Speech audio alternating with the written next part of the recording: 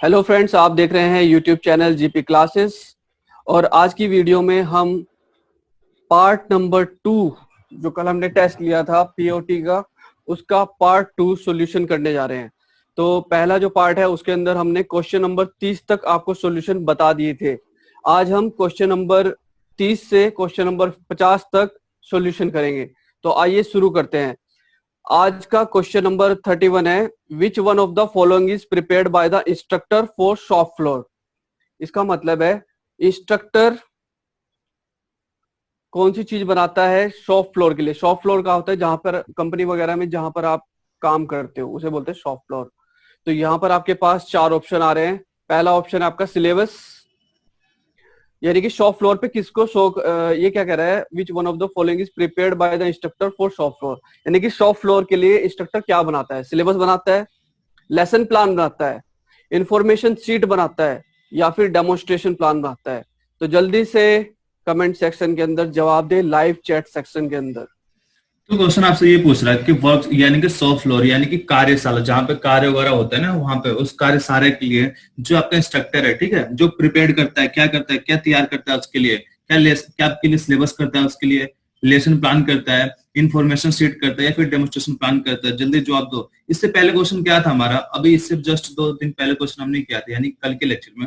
उसमें ये पूछा गया था जो आपका इंस्ट्रक्टर है वो क्लास को पढ़ाने के लिए क्या तैयार कर रहा है, क्या तैयार करता है वो। तो वहां पे क्या था आपका, वो था आपका लेसन प्लान। क्या था? लेसन प्लान, यानी कोई क्लास में पढ़ाने के लिए क्या तैयार किया था उसने, लेसन प्लान। पर यहाँ पे क्या है, यहाँ पे आपसे ये पूछ रहा है शॉप फ्लोर यानी कि एक तरह से कार्यशाला, यानी कार्यशाला के लिए वो क्या प्रिपेयर करता है, क्या तैयार करता है। तो कमेंट बॉक्स में जल्दी जवाब दो इसका। क्या होगा? मैंने कई बार आपको अच्छे से एक्सप्लेन किया है। क्या लेसन प्लान होगा, डेमो प्लान होगा, इंफॉर्मेशन शीट होगी, लेसन प्लान क्या होगा इसका। तो जिसने भी जवाब दिया इसका ऑप्शन नंबर डी उसका बिल्कुल सही है। क्या हो जाएगा इसका? तो इसका हो जाएगा डेमोन्स्ट्रेशन प्लान। हम इसको शॉर्ट में किस नाम जानते हैं?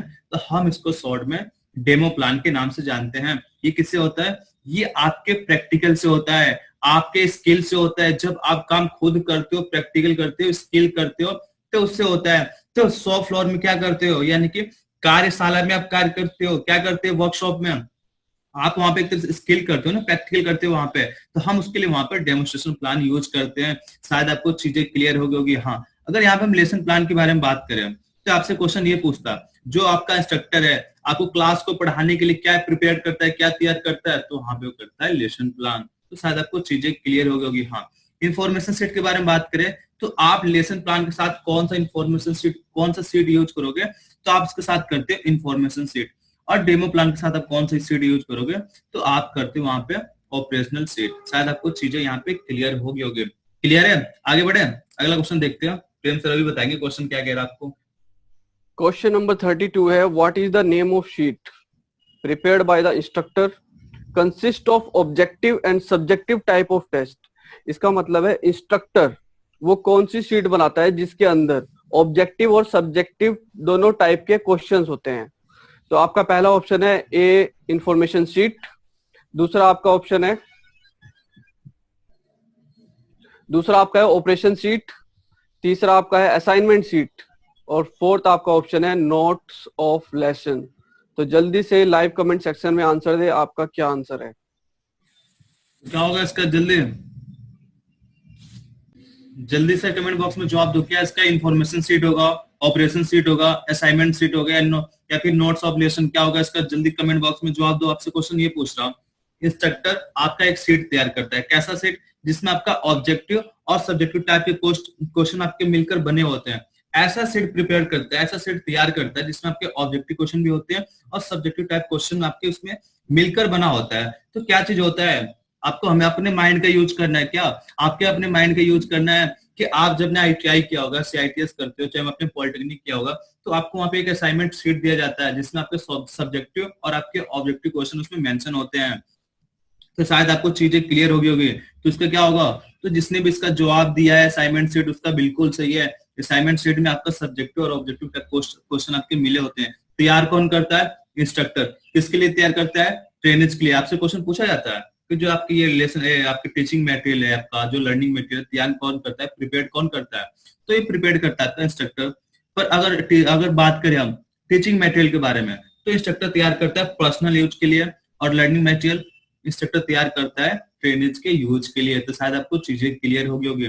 क्लियर है यहाँ तक? आगे बढ़े, चलो आगे देखते हैं अगला क्वेश्चन। क्वेश्चन नंबर 13 आपके सामने आ रहा है। क्वेश्चन नंबर 13 है, what is the name of sheet which is a document typically a blank form, यानी कि वो एक ब्लैंक फॉर्म होगा, that is design for quick easy and efficient recording of information.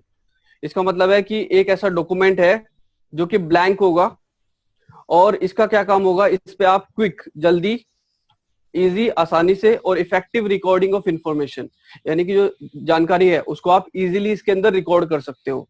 तो यहाँ पर आपके पास 4 ऑप्शन है, information sheet, operation sheet, check sheet और 4th ऑप्शन है आपका असाइनमेंट शीट। तो जल्दी से आंसर दे लाइव कमेंट सेक्शन में। क्या होगा, आपको थोड़ी सी चीज समझना है। क्या कह रहा, उस सीट का नाम बताना है जो आमतौर पे क्या होता है, एक तरह से रिक्त होता है, एक तरह से क्या होता है, ब्लैंक होता है। कैसा होता है, ब्लैंक होता है। फिर आप ब्लैंक को कैसे, कब भरते हो, आप उसको कब फिलअप करते हो, जब फिलअप करते हो जब आपके पास क्या होता है, किसी टाइप का सूचना होता है, जो सूचना के त्वरित क्या सूचना जो होती है, इंफॉर्मेशन होते हैं, और जो आपके वर्कशॉप है, जो आप एक तरह से स्किल वगैरह जो प्रेजेंट कर रहे हो, आप उसमें क्या करते हो, एक तरह से उसमें के अंदर फिलअप करते हो। क्या करते हो, फिलअप करते हो। जो उसके रिकॉर्डिंग इंफॉर्मेशन है, आप उसको उसमें क्या करते हो, यूज करते हो। तो ऐसा क्या चीज है, वो किस लिए डिजाइन किया जाता है, आप अपनी सूचना को, अपनी इंफॉर्मेशन को उसके अंदर क्या करते हो, एक तरह से फिलअप करते हो। तो कौन सा सीट है आपको, यहाँ पे एक तरह से डॉक्यूमेंट्स। क्या है, डॉक्यूमेंट्स। जब आपके सामने एक चीज आ जाए, क्या, डॉक्यूमेंट्स, तो आपको सोचना नहीं, आपको सीधे जाना किसके साथ, चेक शीट के साथ। चेक शीट भी आपके 2 टाइप के होते हैं। पहला कौन सा होता है आपका, प्री जॉब चेक शीट होता है। क्या होता है, प्री जॉब चेक शीट। और दूसरा कौन सा होता है, final job check sheet. Pre job check sheet कहां पे यूज करते हो, जब आपका पहला स्टेज होता है, जहां पे जो आपका जो चेक शीट है बिल्कुल ब्लैंक होता है, वहां पे कुछ नहीं होता, आप अपने अपने डॉक्यूमेंट्स को वहां पे फिलअप करके वहां पे क्या करते हो, आपका पहला स्टेज होता है, जब उसको पास करते हो, जब आपका जॉब जो है बिल्कुल कंप्लीट हो जाता है, बिल्कुल डिजाइन कंप्लीट हो जाता है, और आपका जॉब कहाँ कहाँ पे गया, कैसे कैसे गया, वो पूरा रिकॉर्ड उसके अंदर होता है। तो आपसे ये पूछ रहा, यहाँ पे देखो, अगर ये बस ओनली डॉक्यूमेंट्स के बारे में बात करता है, ब्लैंक डॉक्यूमेंट्स के बारे में बात करता है ओनली, तो आप किसके साथ जाते हैं, यहाँ पे होता है इसका प्री जॉब चेक शीट। अगर हम बात करते हैं यहाँ पे रिकॉर्डिंग के लिए, कि आप जिसमें डाटा बिल्कुल इंफॉर्मेशन स्टोर कर देते हो, रिकॉर्डिंग करके रखते हो, उसमें पूरा क्विकली आपका भरा होता है, तब इसका होता है आपका फाइनल जॉब चेक शीट। पर यहाँ पे आपका दोनों मेंशन है। क्या मेंशन है, आप सूचना को जो एक तरह से लिखते हैं, आप उसमें स्टोर भी कर रहे हो, रिकॉर्डिंग भी कर रहे हो, तो इसके लिए आप डिजाइन कर रहे हो। तो यानी इसका नाम क्या जाएगा, आपका चेक शीट। तो जिसने भी जवाब दिया इसका ऑप्शन नंबर सी उसका बिल्कुल सही है। अभी मैं आपको क्लियर कर दूंगा इसके टाइप कैसे होते हैं, पेपर में क्वेश्चन आपके कैसे पूछे जाते हैं। क्लियर है, आगे बढ़े, चलो आगे देखते हैं अगला क्वेश्चन। तो अगला क्वेश्चन है question number 34, what is the name of sheet that is for the development of skill. इसका मतलब है स्किल के डेवलपमेंट के लिए कौन सी शीट बनाई जाती है।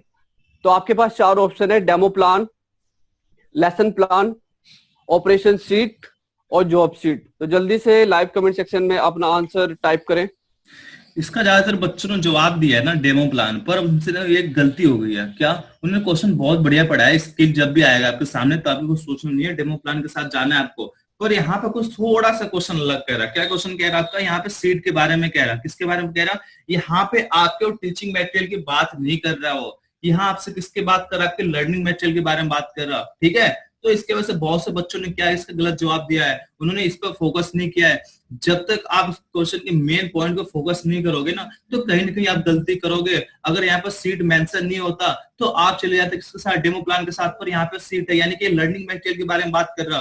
किसके बारे में बात कर रहा, लर्निंग मटेरियल के बारे में बात कर रहा। अब आप सोचो कि आप लर्निंग मटेरियल में कौन सा स्किल के लिए यूज करते हो, क्या ऑपरेशन शीट यूज करते हो, जॉब शीट करते हो, क्या करते हो, कौन सा यूज करते हो, जल्दी जवाब दो, इसका क्या होगा। तो जिसने भी जवाब दिया इसका ऑपरेशन शीट, उसका बिल्कुल सही है। अगर यहाँ पे शीट के बारे में बात नहीं करता तो आपको पता चल जाता कि ये स्किल कौन सा है, आपका एक तरह से टीचिंग मटेरियल है। कैसा है, टीचिंग मटेरियल है। पर यहाँ पे इसने मेंशन कर दिया क्या, सीट के बारे में, कि उस शब्द का नाम बताओ जो आपके एक तरह से जो सिलेबस है, जो चीज है वो आपके जॉब के साथ जुड़ा हुआ है। ऐसा सीट का नाम बताओ जो आपका एक तरह से किसके साथ जुड़ा, आपके जॉब के साथ जुड़ा हुआ है। तो किसके बारे में बात कर रहा है, ये आपके लर्निंग मटेरियल के बारे में बात कर रहा है। किसके बारे में, लर्निंग मटेरियल के बारे में बात कर रहा। तो लर्निंग मटेरियल आप अगर बात करता है आपका टीचिंग मटेरियल, तो क्या होता है, डेमो प्लान। हम डेमो प्लान के साथ, डेमो प्लान क्या आपका टीचिंग मटेरियल, हम डेमो प्लान के साथ कौन सा लर्निंग मटेरियल यूज करते हैं, तो हम इसके साथ करते हैं ऑपरेशन शीट। यहाँ पे सीट नहीं होता तो फिर डेमो प्लान होता, अगर सीट आ गया तो किसकी बात कर रहा, लर्निंग मटेरियल यानी कि ऑपरेशन शीट। अगर आपसे पूछता है क्लास में पढ़ा रहे हो तो आपको लिए क्या चाहिए, कौन सी सीट चाहिए, तो उसके लिए कौन सी सीट होती है, ऑपरेशन सीट होती है। कौन सी सीट होती है, ऑपरेशन सीट, यानी कि लर्निंग मटेरियल क्या हो जाएगा आपका, ऑपरेशन सॉरी आपका क्या हो जाएगा, इंफॉर्मेशन सीट हो जाएगा।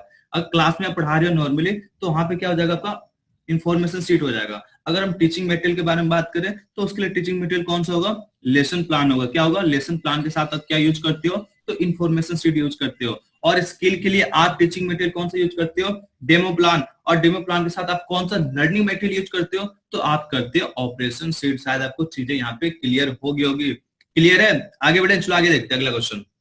यहाँ पे देखो, जैसे मैंने आपको बताया, जो हमारे WIM होते हैं, आपसे पूछता है कि टीचिंग मटेरियल और लर्निंग मटेरियल किसके टाइप है आपके, तो आपने पढ़ा होगा WIM यानी कि रिटर्न इंस्ट्रक्शनल मटेरियल। अब आपसे क्वेश्चन ये बनता है कि आखिर में ये रिटर्न इंस्ट्रक्शन मटेरियल होता क्या है। अब देखो, कोई CSS है, कोई EW से है, कोई डिजाइनर से है, मतलब अलग अलग ब्रांच है। हर ब्रांच की किताबें मार्केट में अवेलेबल है, मार्केट में उपलब्ध है, पर आप चाहते हो बिल्कुल सिस्टमेटिक तरीके से पढ़ना, आप बच्चों को काम देना चाहते हो, आप अपने टीचिंग को इम्प्रूवमेंट करना चाहते हो, तो कहीं ना कहीं जो आपके बुक्स है ये सफिशिएंट नहीं है आपको एक सिस्टमेटिक तरीके से सिखाने के लिए। तो इस चीज पे फोकस किया किसने, आपके इंस्ट्रक्टर ने। उसने क्या बनाया, दो मटेरियल बनाया। क्या बनाया, एक उसने टीचिंग मटेरियल बनाया और एक उसने लर्निंग मटेरियल बनाया, जिससे कुछ स्पेशल ट्रेनिंग है, उनको जो स्किल है उनके स्किल को, उनके लर्निंग को हम डेवलप कर सके। ठीक है, तो उसने क्या बनाया, एक उसने टीचिंग मटेरियल बनाया और एक उसने बनाया लर्निंग मटेरियल। टीचिंग मटेरियल और लर्निंग मटेरियल दोनों कौन प्रिपेयर करता है, तो ये करते हैं आपके इंस्ट्रक्टर। कौन करते हैं, क्वेश्चन पूछा जाता है आपका, चाहे टीचिंग मटेरियल हो, लर्निंग मटेरियल हो, कौन बनाता है, तो ये बनाता है आपके इंस्ट्रक्टर। कौन बनाता है, इंस्ट्रक्टर। हाँ, दूसरा क्वेश्चन क्या बनता है आपका कि टीचिंग मटेरियल किसके लिए बनाता है वो, तो किसके लिए बनाता है, खुद के लिए बनाता है। किसके लिए बनाता है, अपने खुद के लिए, कि उसका टीचिंग और उसका लर्निंग प्रोसेस बेटर हो सके। क्लियर है। अब बात करते हैं लर्निंग मटेरियल के बारे में। कौन प्रिपेयर करता है, आपके इंस्ट्रक्टर। किसके लिए करता है, यहाँ पे देखो आप, किसके लिए करता है, और ट्रेनर्स के लिए करता है, जो ट्रेनर्स लर्निंग कर रहे हैं उनके प्रोसेस को बिल्कुल बेटर बनाया जा सके। तो शायद आपको चीजें यहाँ पे क्लियर होगी। अब मैं थोड़ा सा आपको नाम बता देता हूँ कि टीचिंग मटेरियल में क्या आता है आपका और लर्निंग मटेरियल में क्या आता है। तो यहाँ पे देखो आप, टीचिंग मटेरियल में क्या आ गया आपका, लेसन प्लान। जब आप क्लास में प्रेजेंट कर रहे हो तो लेसन प्लान यूज करोगे। अगर आप हम बात करें लेसन प्लान के साथ आप कौन सा लर्निंग मटेरियल यूज करोगे, तो अब आप इसके साथ करोगे इंफॉर्मेशन शीट। और जब आपको स्किल देना है, प्रैक्टिकल देना है, तो आप वहां पे कौन सा प्लान यूज करोगे, तो आप वहां पे करोगे डेमोस्ट्रेशन प्लान या फिर डेमो प्लान जिसे बोलते हैं।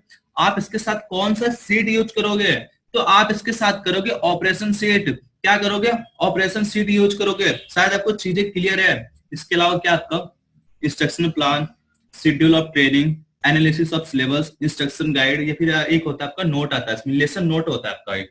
आप लेसन नोट अगर आएगा तो आप ये मत सोचना कि वो आपका लर्निंग मटेरियल, बिल्कुल भी नहीं है, वो आपका टीचिंग मटेरियल। क्या होता है, लेसन नोट्स। क्लियर है। अब हम बात करते हैं लर्निंग मटेरियल के बारे में। ये आपका ऑपरेशन सीट, जो आपके लेसन प्लान पढ़ाए जाते हैं, कुछ इंपॉर्टेंट पॉइंट होता है ना, तो आप उसको किसमें मेंशन करते हो, इंफॉर्मेशन सीट में करते हो। जॉब सेट क्या है, जो चीज आपके सावधानी के लिए बेटर है, आप से कौन कौन से नियम यूज कर रहे हो, क्या चीज कर रहे हो, जो आपके जॉब से रिलेटेड है, आप किसमें मेंशन करते हो, ऑपरेशन सीट में। हाँ, एक चीज आपको फोकस करना है, ऑपरेशन सीट जॉब सीट में अंतर क्या है। ऑपरेशन सीट में क्या होता है, बस आपका एक स्किल होता है, एक प्रैक्टिकल होता है, और जॉब सीट में आपके एक से ज्यादा हो सकते हैं।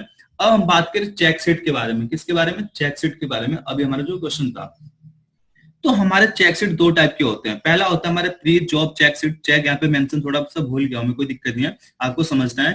Pre job check sheet. और दूसरा कौन सा होता है, फाइनल जॉब चेक सीट।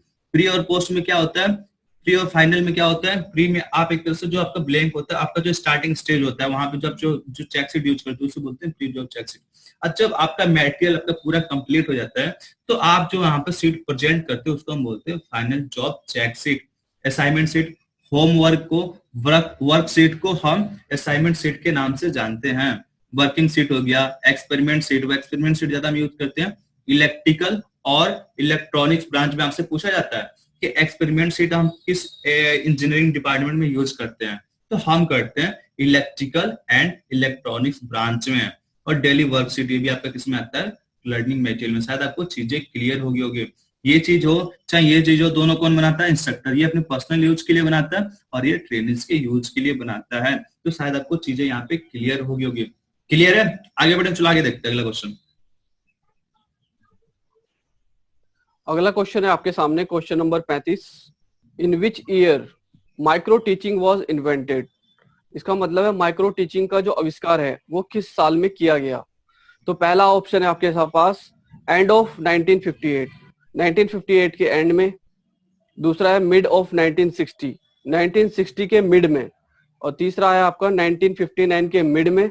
और फोर्थ आपका ऑप्शन है 1960 के एंड में।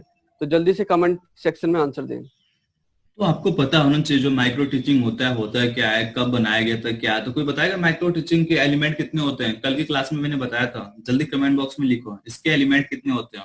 उसके बाद में इसका भी आपको अच्छे से बताऊंगा। पहले एलिमेंट लिखो मैसेज में, ठीक है, अलग अलग लिखो। आपको 3 बात बता रहा हूं मैं, एलिमेंट अलग बताओ। एलिमेंट और साइकिल आपके सेम होते हैं, आपको कंफ्यूज नहीं होना है। एलिमेंट हो माइक्रो टीचिंग के चाहे साइकिल हो, ये बिल्कुल आपके क्या होते हैं, नहीं सॉरी, स्टेप और साइकिल, स्टेप और साइकिल ये दोनों आपके सेम होते हैं। एलिमेंट आपका अलग होता है, ठीक है, और आपके जो आपके एलिमेंट होते हैं आपके अलग होते हैं। शायद आपको चीजें यहाँ पे क्लियर है। तो आप ये बताओ कितने इसमें स्टेप होते हैं? क्या 3 स्टेप होते हैं? 6 स्टेप होते हैं। तो हम स्टेप के बारे में बात करें तो स्टेप इसमें 6 होते हैं। एलिमेंट के बारे में बात करें तो 3 एलिमेंट होते हैं। अगर फेस के बारे में बात करें तो 3 हमारे इसके फेसेस भी होते हैं। और कितने ट्रेन जो होते हैं तो 3 से 5 होते हैं। कितना होता है? एक टॉपिक होता है आपका, छोटा टॉपिक होता है और छोटा टाइम होता है, यानी कि माइक्रो लेसन होता है, माइक्रो क्लास होता है और कंपोनेंट स्केल होता है। इसके 3 क्या है? 3 आपके एलिमेंट हैं। और अगर हम बात करें किसके लिए, स्टेप के लिए, तो प्लान, टीच, फीडबैक, रीप्लान, रीटीच, रीफीडबैक, ये आपके 6 आपके स्टेप हो गए। एलिमेंट के अगर हम फेसेस के बारे में बात करें तो आपके प्री, पोस्ट और फाइनल 3 इसके फेसेस होते हैं। उसके नाम आपके अलग देखने को मिल सकते हैं, पर आपको ये चीज पता होना चाहिए। तो आप इसमें बताओ माइक्रो टीचिंग का आविष्कार कब किया गया था? जल्दी। तो जिसने भी जवाब दिया इसका ऑप्शन नंबर बी उसका बिल्कुल सही है।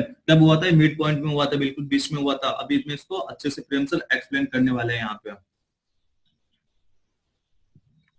तो जैसा कि सर ने बताया कि ये जो हमारा माइक्रो टीचिंग है इसका आविष्कार जो है वो मिड 1960 में हुआ। कहां पर हुआ? Stanford university. स्टैनफोर्ड यूनिवर्सिटी कहां पे है? अमेरिका में है।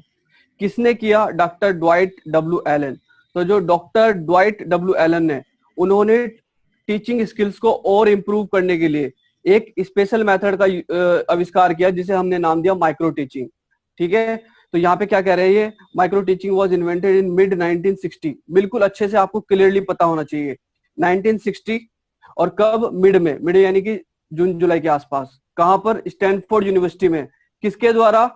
Dwight W Allen. ठीक है, उसके बाद ये क्या कह रहे हैं, and has subsequently been use to develop educator in all forms of education. यानी कि एजुकेशन के फील्ड में जो भी टीचर्स काम कर रहे हैं उनकी टीचिंग स्किल्स को और बेटर करने के लिए इसका आविष्कार किया गया। इन micro teaching session teaching will be done for small number of learners for short duration of time, usually less than 20 minute. यानी कि माइक्रो टीचिंग के अंदर जो ड्यूरेशन रखी जाती है वो 20 मिनट से कम रखी जाती है। और जो इसके अंदर स्टूडेंट्स रखे जाते हैं, 3 से 5 स्टूडेंट्स रखे जाते हैं। It may be recorded on video. इसका मतलब है इसको रिकॉर्ड किया जा सकता है। तो यहाँ से आपको क्लियर हो गया होगा कि यहाँ पर जो आप माइक्रो टीचिंग कर रहे हो उसको आप रिकॉर्ड कर सकते हो। माइक्रो टीचिंग में जब आप रिकॉर्डिंग कर देते हो तो उसके बाद उसको एक्सपर्ट को दिखाया जाता है कि इस तरह से आपका जो व्याख्यान है वो इस तरह से रहा। वहां पर वो आपकी कमियों को, वहां से कुछ वो पॉइंट्स बताएगा कि आप यहाँ पर सुधार कर सकते हो, इस जगह पे सुधार कर सकते हो। तो काफी अच्छा एक तरीका है टीचिंग स्किल्स को और इम्प्रूव करने के लिए। तो माइक्रो टीचिंग के बारे में आपको क्लियर हो गया होगा।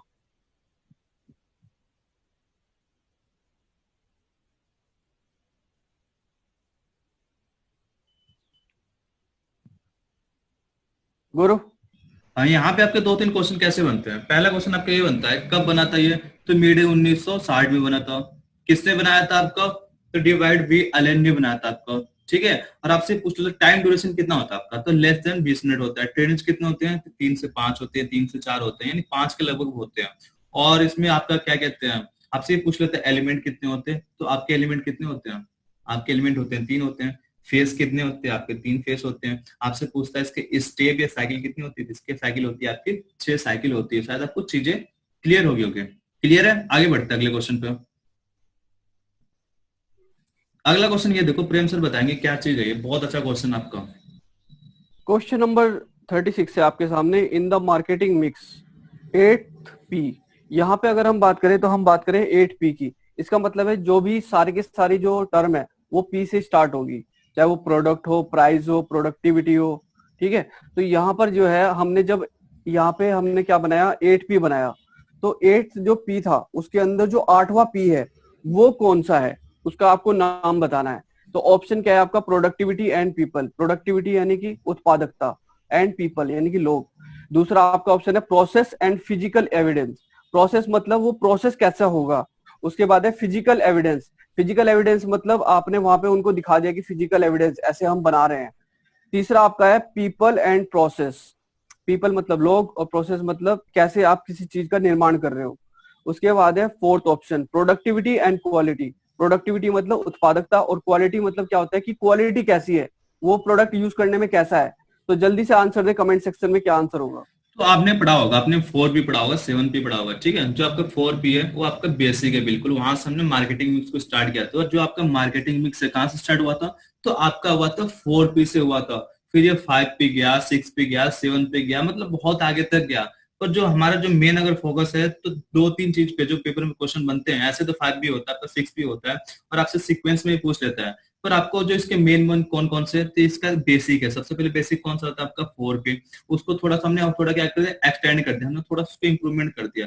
हमने उसमें 3P और ऐड किया, तो हो गया आपका 7P। और जो थोड़ा सा और लेटेस्ट करने के लिए हमने क्या किया, 8P कर दिया हमने। तो इसमें क्वेश्चन आपसे ये पूछ रहा, जो 8P है उसमें जो 8वां P है आपका, उसका नाम क्या जो हमने ऐड किया। तो आपको पता होना चाहिए कि 7P तक आपका नाम क्या था, तो 8वां P अगर आएगा तो आपको नाम पता चल जाएगा। यानी कि आज के टाइम पे देखो, हर कंपनी प्रोडक्ट बनाती है, हर कंपनी हो चाहे कोई भी कंपनी हो, पर जिसकी क्वालिटी अगर बेस्ट होगी आप उसका यूज करते हो ना। तो जो 8P है किसने फोकस किया था, क्वालिटी पे किया था। किसने फोकस किया था, क्वालिटी पे फोकस किया था। यहाँ पे डायग्राम दिखाता हूँ मैं आपको, चीजें और क्लियर हो जाएगी। तो 8P मार्केटिंग मिक्स। इसके अलावा बात करें तो इसके अलावा क्या चीज है, product, physical evidence, price, people, promotion, और क्या क्या प्रोसेस और प्लेस, ये हमारे 7P में इंक्लूड था। अब हमने क्या किया, 8P बनाया। तो इसमें क्या चीज आ गया आपका, आपका आ गया प्रोडक्टिविटी और क्वालिटी। ये आपका किसमें आ गया, 8P में। तो जिसने भी जवाब दिया है इसका ऑप्शन नंबर डी उसका बिल्कुल सही है। इसका क्या हो जाएगा, ऑप्शन नंबर डी। अगर 4P के बारे में बात करें तो 4P में क्या आता है आपका, सबसे पहले आता है प्रोडक्ट आएगा आपका, ठीक है। प्रोडक्ट के बाद क्या आता है, प्राइस आएगा। तो उसका क्या आ जाएगा, उसका फिर क्या है, उसका प्रमोशन आ जाएगा। उसके बाद क्या आ जाएगा, उसका प्लेस आ जाएगा, ठीक है। ये आपके उसमें 4P में होते हैं। और 7P में बात करें तो उसमें क्या आता है आपका, पीपल आएगा, प्रोसेस आएगा, और फिजिकल फिजिकल इन्वायरमेंट या फिर एविडेंस वगैरह आ जाता है वहां पर।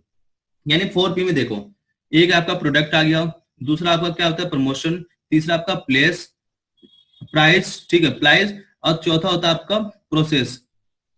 यहाँ पे देखो आप, ठीक है, क्या होता है, प्लेस। अगले अगले बारे में बात करें तो इसमें आपका आता है क्या, पीपल, प्रोसेस और फिजिकल एविडेंस। ये हमने 7P में ऐड किया। और जो 8वां P आया ये आपका कौन सा है, प्रोडक्टिविटी एंड क्वालिटी। तो किस पे फोकस किया आप आज के टाइम पे, किस पे फोकस करते हैं, क्वालिटी पे। और क्वालिटी अगर बेस्ट आपकी तो आप यूज करोगे, जब यूज करो तो उसका प्रोडक्शन ज्यादा होगा। जब प्रोडक्शन भाई ज्यादा होगा तो उसकी प्रोडक्टिविटी ज्यादा होती चली जाएगी। शायद आपको चीजें यहाँ पे क्लियर होगी। क्लियर नहीं है तो अब आपको आगे थोड़ा सा एक्सप्लेन कर देंगे, आपको दिक्कत कंप्लीट दूर हो जाएगा।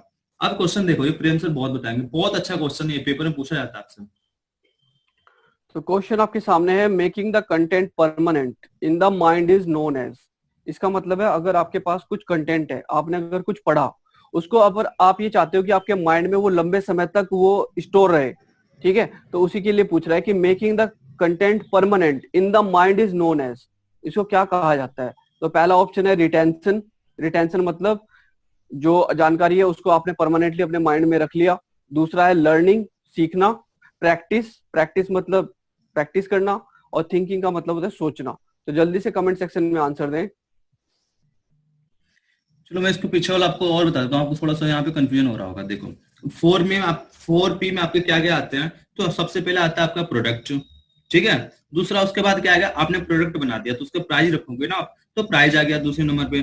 तीसरे नंबर पे क्या आएगा आपका, क्या आएगा, तो तीसरे नंबर पे आएगा आपका क्या, तो तीसरे नंबर पे आएगा आपका प्रमोशन। क्या पे क्या आएगा आपका, प्रमोशन। और चौथे नंबर पे क्या आएगा आपका, प्लेस। यहाँ पे देखो ये चीज, ये चीज, ये चीज और ये चीज जो आपके यहाँ पे ये वाले कलर में दिख रहे हैं आपको, ठीक है, ये कौन से, ये आपके बेसिक वाले हैं, 4P है। 7P में क्या आ जाएगा आपका, इसके अलावा क्या क्या बच्चा आपका, ये बचा क्या, फिजिकल एनवायरनमेंट, और क्या बचा आपका, पीपल, और क्या बचा, प्रोसेस। यानी कि ये और ये और ये हमने तीन हमने ऐड किया। जो आपका 4P उसको किस नाम जानते हैं, हम उसको जानते हैं ट्रेडिशनल मार्केटिंग मिक्स। हमने इसमें 3P ऐड किया, यानी क्या क्या हमने एक्सटेंडेड किया ना, उसको बढ़ाया हमने। क्या क्या ऐड किया था हमने उसमें, प्रोसेस यूज किया हमने, पीपल यूज किया, और फिजिकल एनवायरनमेंट हमने यूज किया। ये हमारा 7P हो गया। और 8P के लिए हमने क्या यूज किया, हमने प्रोडक्टिविटी एंड क्वालिटी। सारे यहाँ पे चीजें आपको क्लियर हो गई होगी। तो इसका जवाब इसने जिसने भी जवाब दिया इसका रिटेंशन, उसका बिल्कुल सही है। इसका क्या हो जाएगा, रिटेंशन। रिटेंशन का मतलब होता है चीजों को बनाए रखना। अगर हम बात करूं मैं किसके, मेमोरी के बारे में बात करें, या चाहे रिमेम्बरिंग हो, चाहे आपका नॉलेज हो, इसके आपको 4 पैरामीटर होते हैं, 4 एलिमेंट होते हैं। कौन कौन से होते हैं, पहला होता है आपका रजिस्ट्रेशन, दूसरा होता है आपका रिटेंशन, तीसरा होता है आपका रिकॉग्निशन, और चौथा होता है रिकॉल। रजिस्ट्रेशन में क्या करते हो, कोई भी मैसेज को अपने माइंड में स्टोर करते हो। कहाँ पे करते हो, अपने माइंड में स्टोर करते हो। रिटेंशन में क्या है, आपने मैसेज को स्टोर तो कर लिया, पर आप चाहते हो ना कि आपका मैसेज एक लंबे टाइम तक आपके दिमाग में बना रहे। हर कोई है, आप, मैं आपको पढ़ा रहा हूँ यहाँ पे, आपने चीजें पढ़ लिया, तो आप ये चाहोगे ना कि जो आपने पढ़ा ये आपको लंबे टाइम तक आपको याद रहे।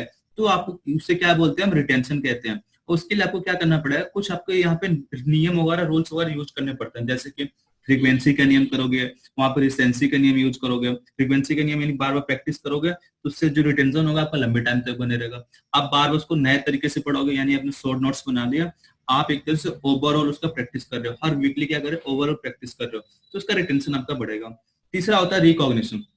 सपोज करो आपके पास माइंड में बहुत से मैसेज है, आपको एक मैथ का क्वेश्चन सॉल्व करना है, तो सारे फॉर्मूले तो यूज तो नहीं करोगे। जो आपको फॉर्मूला चाहिए आप अपने माइंड पे स्कैन करोगे, मुझे ये वाला फॉर्मूला चाहिए। तो रिकॉग्निशन मतलब होता है पहचान करना, आपने पहचान कर लिया, अब फिर लास्ट में होता है रिकॉल, यानी उस मैसेज को प्रोड्यूस कर देना। तो ये आपके 4 स्टेप होते हैं। तो परमानेंट अगर कंटेंट को बनाना चाहते हो अपने माइंड में, तो हम उसको बोलते हैं रिटेंशन। और रिटेंशन किसके माध्यम से करते हैं, फ्रीक्वेंसी का नियम यूज करते हैं, रिसेंसी का नियम यूज करते हैं, बहुत से नियम आपके हैं जिसका यूज करके हम रिटेंशन पावर बढ़ाते हैं। तो शायद आपको चीजें यहाँ पे क्लियर होगी। यहाँ पे देखो प्रैक्टिस है, बहुत से बच्चे सोच रहे होंगे प्रैक्टिस होगा, बिल्कुल होगा, पर कैसे प्रैक्टिस होगा, हम इस चीज को क्या बोलते हैं, हम इसको बोलते हैं रिटेंशन। और रिटेंशन बनाने के लिए हम प्रैक्टिस का नियम यूज करते हैं। आपको कंफ्यूज नहीं होना है। आप सोच रहे हो कि आप परमानेंट बनाना चाहते हो, तो आप बार बार रिवीजन करते हो, प्रैक्टिस करते हो, बिल्कुल सही बात है, मैं नहीं कर रहा हूँ गलत, बिल्कुल सही है।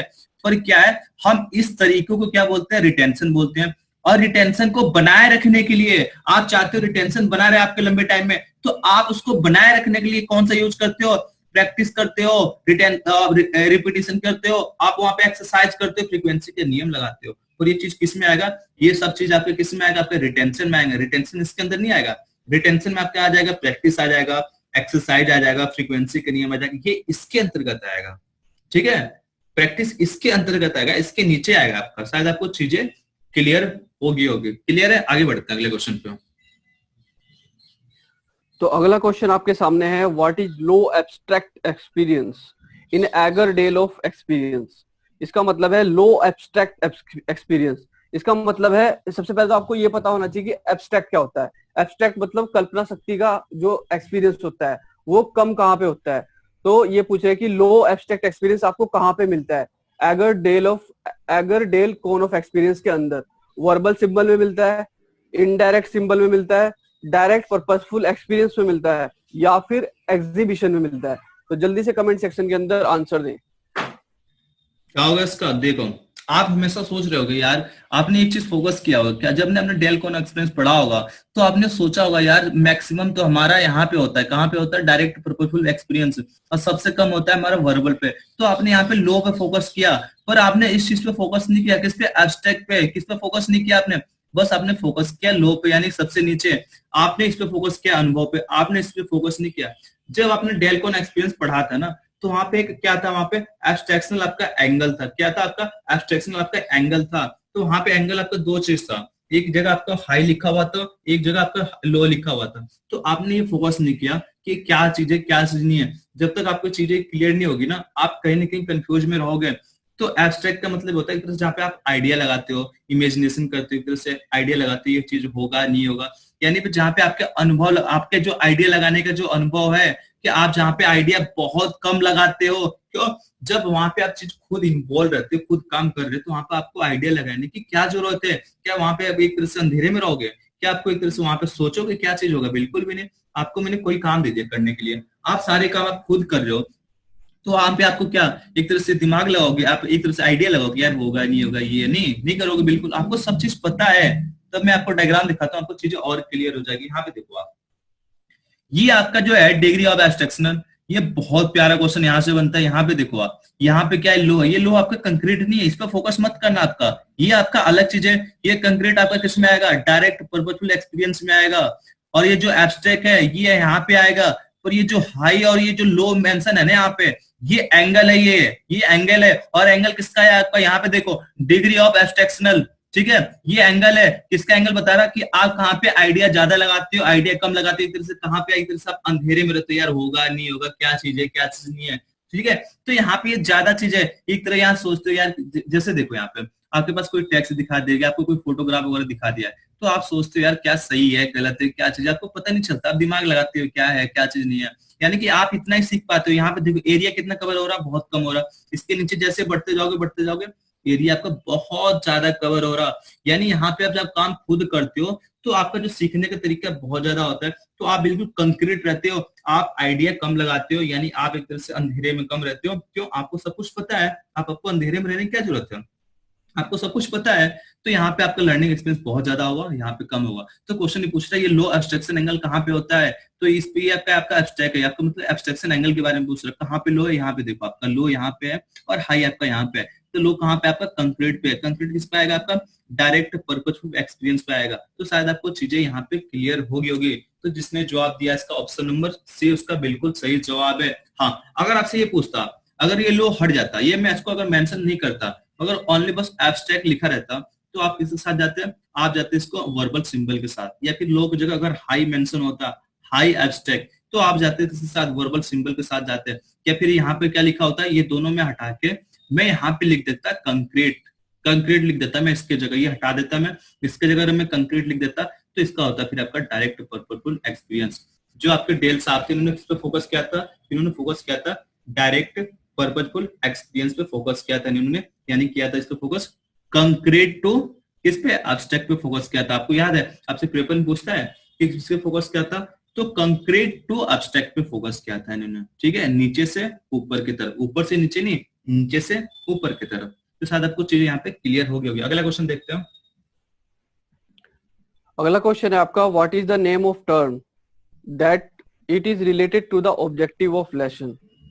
वो कह रहे हैं कि वो कौन सी टर्म है जो ऑब्जेक्टिव ऑफ लेसन यानी कि लेसन के ऑब्जेक्टिव के साथ रिलेटेड है। तो आपके पास चार ऑप्शन है, lesson plan, demo plan, assignment sheet और एडवांटेजेस ऑफ इंफॉर्मेशन शीट। तो ये चार ऑप्शन है, जल्दी से आंसर दें, क्या होगा।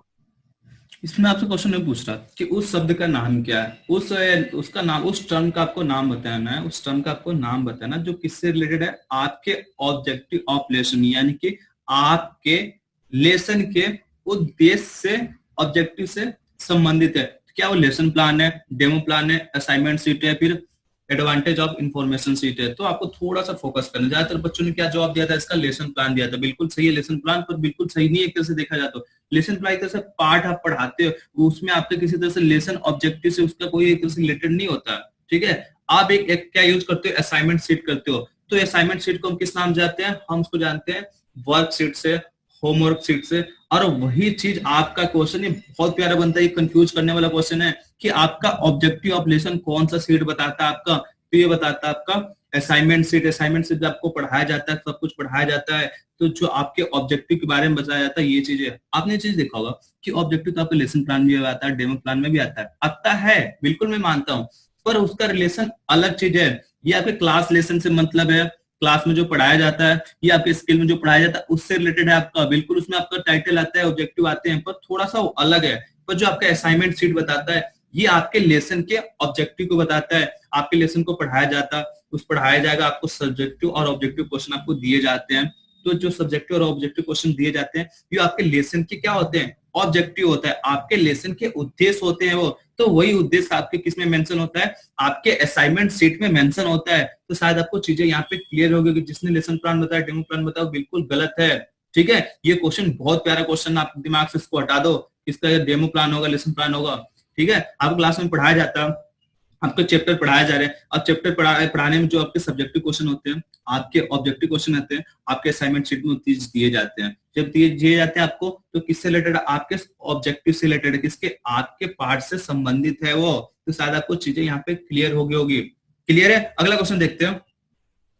अब अगला क्वेश्चन क्या पूछ रहा है? Assignment sheet. अभी मैंने आपको बताया, तो इसका तो मुझे लग नहीं रहा कि गलत होना चाहिए आपको। असाइनमेंट शीट को किस नाम से जानते हो?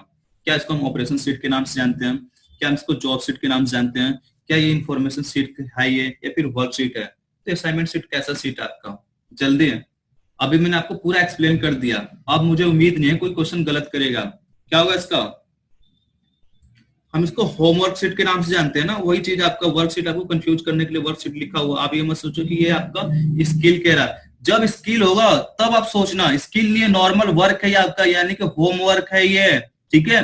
तो आपको कंफ्यूज करने के लिए होमवर्क ना लिखकर वहां पे आपके सामने आएगा वर्कशीट लिखा हुआ आएगा। तो असाइनमेंट में आपको पढ़ाया जाता है क्लास में, और उस पढ़ाने के बीच में जो भी क्वेश्चन सब्जेक्टिव और आपके ऑब्जेक्टिव क्वेश्चन होते हैं, आप किस में दिए जाते हैं? तो आपको दिए जाते हैं असाइनमेंट शीट में। असाइनमेंट शीट क्या बताता है? आपके लेसन के ऑब्जेक्टिव को बताता है। ठीक है? और हम उसको किस नाम से जानते हैं? हम उसको होमवर्क शीट के नाम से जानते हैं। तो जिसने भी इसका जवाब दिया ऑप्शन नंबर डी, उसका बिल्कुल सही है, आप बहुत सही हो। ठीक है? अगला क्वेश्चन देखते हैं प्रेम। यहाँ पे ये प्रेम सर बताएंगे अभी आपको। यहाँ पर आपके सामने 4 मॉडल्स दिखा रखे हैं। तो आपको ये बताना है कि निम्नलिखित में से कौन सा मॉडल है, कौन सा है ब्लूम्स टैक्सोनॉमी मॉडल। तो ब्लूम्स टैक्सोनॉमी के बारे में हमने आपको पहले भी बताया है, तो जल्दी से इसमें तो आपको कोई दिक्कत नहीं होनी चाहिए। ठीक है? क्योंकि डेलकोन ऑफ एक्सपीरियंस हमने कराया है, ब्लूम्स टैक्सोनॉमी आपको कराया गया है, 5S के बारे में भी क्लास ली है, इसके अलावा जो क्रिक पैट्रिक मॉडल है वो भी कराया है। तो आपको रिकॉग्नाइज करना है, पहचानना है। तो जल्दी से पहचान करके बताएं कि निम्नलिखित में से कौन सा ब्लूम्स टैक्सोनॉमी मॉडल है, और जल्दी से आंसर पुट करें कमेंट सेक्शन में। अब आपने सोच रहे हो, आपने बहुत पीओटी के पेपर दिए होगा पिछले 3-4 महीने में, आपने बहुत सारे पेपर दिए होंगे, यहाँ पे स्किल 12 दिए हो, पर ऐसा क्वेश्चन आपने कहीं नहीं देखा होगा कि आपको डायग्राम के थ्रू आपके पूछे जाए कि आपके मॉडल कौन से हैं। मैं डायग्राम देख के आपसे मॉडल इसलिए पूछ रहा हूँ कि आपका बेसिक कॉन्सेप्ट बिल्कुल क्लियर हो जाए। अगर आपके दिमाग से स्किप हो गया हो तो आपकी मेमोरी तेज हो जाए, बिल्कुल स्ट्रॉन्ग हो जाओ। इसलिए मैंने यहाँ पे पिक्चर आपके सामने शो किया। क्या पिक्चर देखो, आपका दिमाग का बत्ती जलाओ। दिमाग का बत्ती भाई एक बार जब जल गया ना, तो मतलब ही नहीं है गलती हो जाए, मतलब ही नहीं है, बिल्कुल भी सच्चाई बता रहा हूं मैं। इसलिए मैं चाहता हूँ आपकी मेमोरी तेज हो जाए। तो यहाँ पे तो गलती होनी नहीं चाहिए। इसको तो मैं चिल्ला के कई बार बता चुका हूँ। ये यहाँ पे कौन सा है? ये डेलकॉन ऑफ लर्निंग है ना आपका। कौन सा डेलकॉन ऑफ लर्निंग है, फिर क्या बोलते हैं इसको? डेलकॉन ऑफ द एक्सपीरियंस। तो ये तो आपका अलग हो गया भाई, ये कल का क्वेश्चन हो चुका। अब इसके बारे में बात करें तो आपसे ये पूछता है यहाँ पे कौन सा, ये आपका ब्लूम्स टैक्सोनॉमी है। अगर इसमें अगर आपसे पूछता है यहाँ पे कि न्यू वर्जन या फिर आपका एक तरह से ओल्ड वर्जन, तो थोड़े वहां पे थोड़ा सा अलग हो जाता है आपका नाम, उसमें आपको अलग देखने को मिलता है। पर यहाँ पे ऐसा नहीं है, आपसे बस मॉडल का नाम पूछ रहा है वो। तो ये आपका कौन सा है? ये आपका कौन सा, ये कौन सा? जल्दी जवाब दे इसका। तो जिसने भी जवाब दिया इसका ऑप्शन नंबर बी उसका बिल्कुल सही है। ये आपका कौन सा है? ये आपका ब्लूम्स टैक्सोनॉमी है। क्या है ब्लूम्स टैक्सोनॉमी? ये कौन सा आपका कर्व है? आपका कौन सा कर्व पैट्रिक है? यहाँ पे आप सोच रहे होगे, यहाँ पे आपने बिहेवियर पढ़ाया, आपका इम्पैक्ट कैसा आ गया, तो इसका दूसरा नाम आपका बिहेवियर। आप टेंशन ना लो, बिल्कुल कंफ्यूज होने की जरूरत नहीं है। ये आपको कंफ्यूज करने के लिए चीज है। इसमें आपके 4 स्टेप होते हैं, इसमें आपके 6 स्टेप होते हैं, इसमें आपके 10 लेवल होते हैं। कितने लेवल होते हैं इसमें? आपके 10 लेवल होते हैं। शायद आपको चीजें क्लियर होगी। ठीक है? इसमें पहला रिएक्शन क्या होता है? रिएक्शन। दूसरा आपका लर्निंग। तीसरा आपका बिहेवियर इम्पैक्ट। चौथा होता है आपका रिजल्ट। ये आपका 5S है। पहला सॉर्ट, सेट इन ऑर्डर, तीसरा उसके बाद साइन, चौथा स्टैंडर्डाइज, और पांचवा होता है आपका सबस्टैंड। और इसके आपके कितने होते हैं? 6 स्टेप होते हैं। पहला कौन सा हो गया? रिमेम्बरिंग। दूसरा अंडरस्टैंडिंग। तीसरा अप्लाइंग। चौथा एनालाइजिंग। और पांचवा आपका यूटिलाइजिंग। और आपका लास्ट क्या आपका क्रिएटिंग। तो शायद आपको चीजें क्लियर हो। पेपर आपसे क्या पूछता है कि ब्लूम्स टैक्सोनॉमी कितने लेवल है? तो आपके 6 लेवल है। कब बना था? ओरिजिनल बना था आपका 1956 में, रिवाइज्ड बना 2001 में।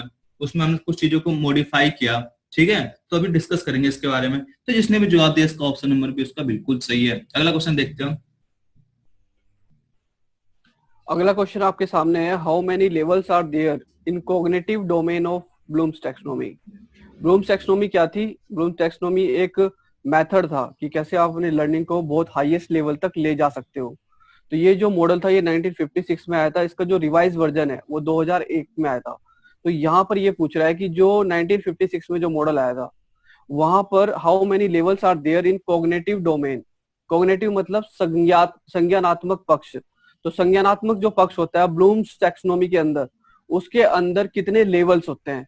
तो इसमें ऑप्शन है 6, 5, 7, 4। तो जल्दी से आंसर दे कमेंट सेक्शन में, कितने लेवल्स होंगे संज्ञानात्मक पक्ष के अंदर।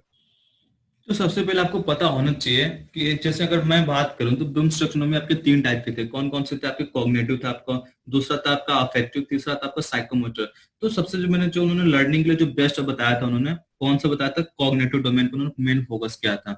इसके बाद इन्होंने अलावा साइकोमोटर पे भी किया था और अफेक्टिव पे भी किया था, ठीक है। पर उनके अगर देखा जाए तो कॉग्निटिव डोमेन आपके अलग थे, उसमें आपका लेवल अलग था, ठीक है। अगर बात करें साइकोमोटर में तो वहां आपके लेवल अलग थे। जो आपका अफेक्टिव जो डोमेन है उसमें आपके लेवल अलग थे।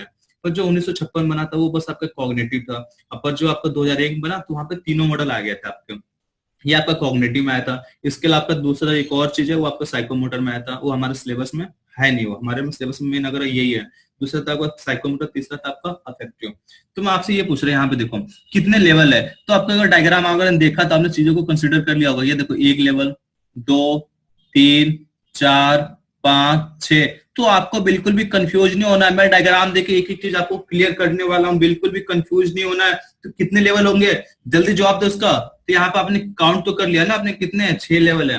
हाँ मैं आपको बता दूं, ब्लूम्स टैक्सोनॉमी के जो आपके उसमें आपके थे ब्लूम साहब थे, उन्होंने क्या कहा, उनका मतलब ये था कि आपको एक तरह से लर्निंग में ऊपर टॉप फ्लोर पे जाना है। कहाँ पे जाना है? आपको बिल्कुल हाई लेवल पे जाना है। उन्होंने कहा कि आप चाहते हो कि टीचिंग और लर्निंग में बिल्कुल हाई लेवल पे जाना चाहते हो तो आपको हाई लेवल पे जाना है अपने स्ट्रॉन्ग टीचिंग को बेस्ट करने के लिए। पर उन्होंने कुछ कंडीशन भी बताई।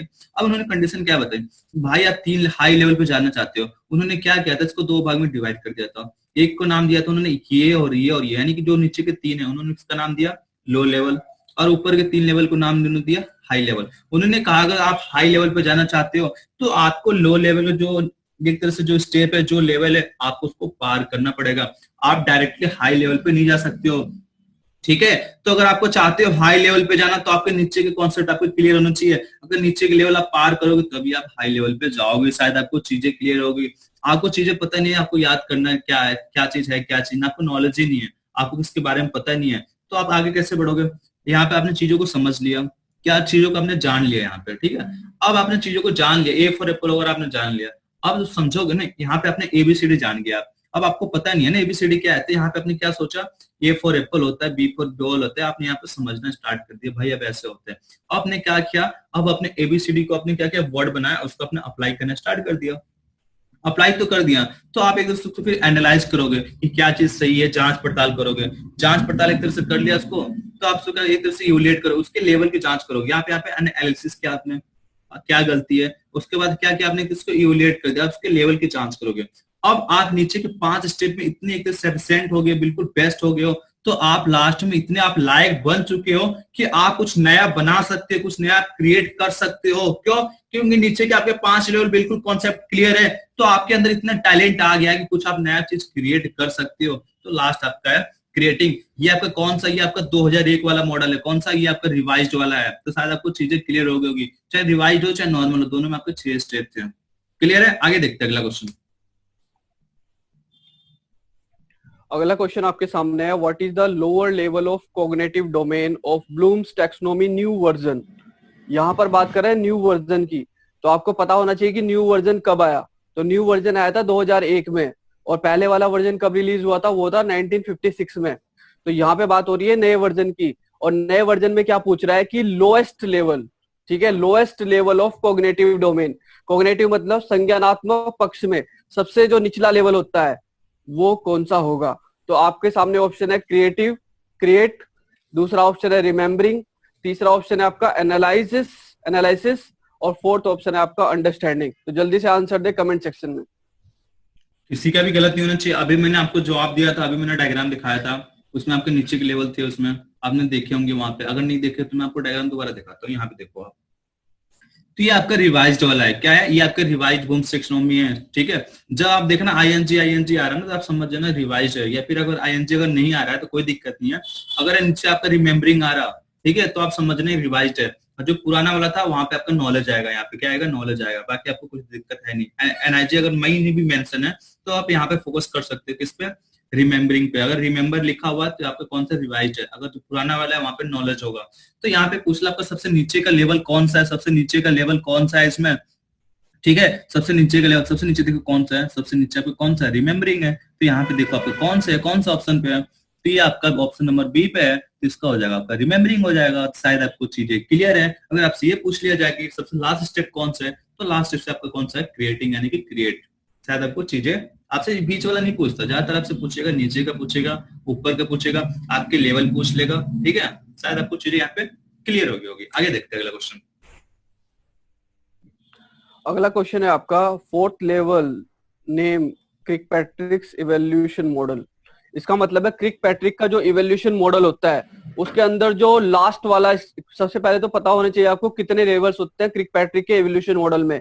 तो 4 लेवल होते हैं और वो जो फोर्थ लेवल होता है उसका नाम आपको बताना है। तो पहला ऑप्शन आपके सामने है रिएक्शन, दूसरा है लर्निंग, और तीसरा है बिहेवियर, और फोर्थ आपका है रिजल्ट। तो जल्दी से कमेंट सेक्शन में आंसर दे, इसका रिजल्ट, इसका आंसर, सही आंसर क्या होगा। अभी मैंने आपको डायग्राम दिखाया था, अगर आपको याद हो तो, जिसमें 4 डायग्राम थे आपके, जिसमें पूछा था बूटस्ट्रैप इनमें कौन सा है, ठीक है। तो उसी में डायग्राम इसका भी था, मैंने आपको एक्सप्लेन भी किया था। चलो नहीं याद आ रहा, ये लो डायग्राम आपके सामने आ गया, अब तो जवाब दो इसका।